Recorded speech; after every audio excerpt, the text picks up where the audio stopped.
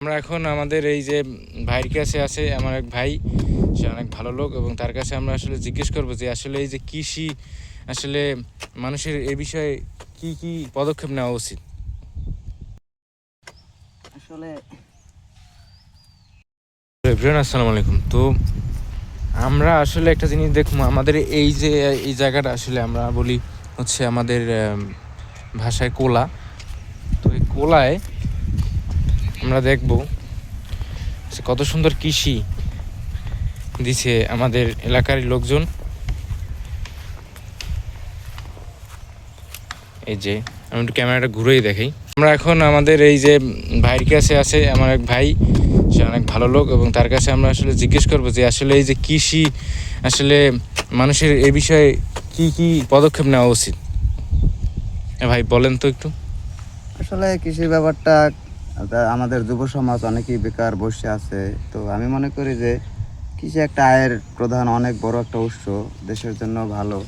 তো আমাদের এই পিরোজপুর জেলায় এই কাউখালী থানার আমরা যারা সাধারণ যুবক সমাজটা আছে এবং যারা কৃষক সাধারণত সবসময়ের জন্য তারা বিভিন্ন দিক দিয়ে অবহেলিত। তারা গভর্নমেন্ট থেকে কোনো কৃষি উপকারিতা পাইতেছে না এবং বিভিন্নভাবে কৃষকরাই হচ্ছে দেশের সবচেয়ে প্রধান চাবিকাঠি। হ্যাঁ, তো কৃষকদের নিয়ে তারা একমাত্র একটা গেম, মানে কৃষকদের সব কিছু থেকেই বঞ্চিত করা বঞ্চিত হচ্ছে করা আছে। কোথায়।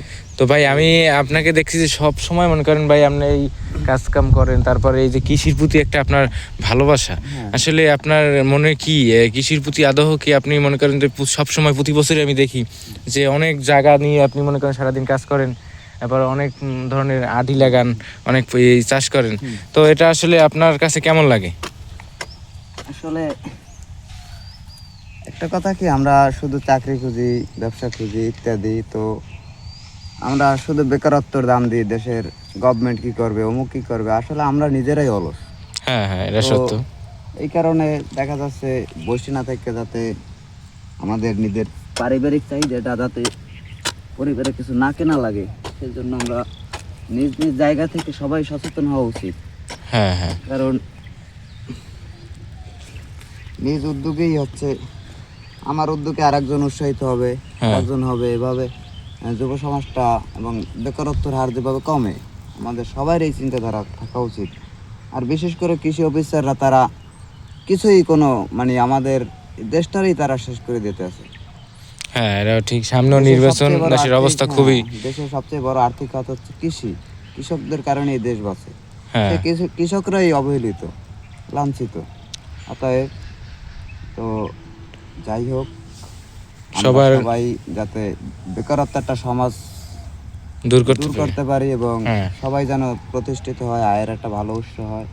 তো আমরা না বসে সবাই নিজ নিজ কাজে উদ্যোগ গ্রহণ করি।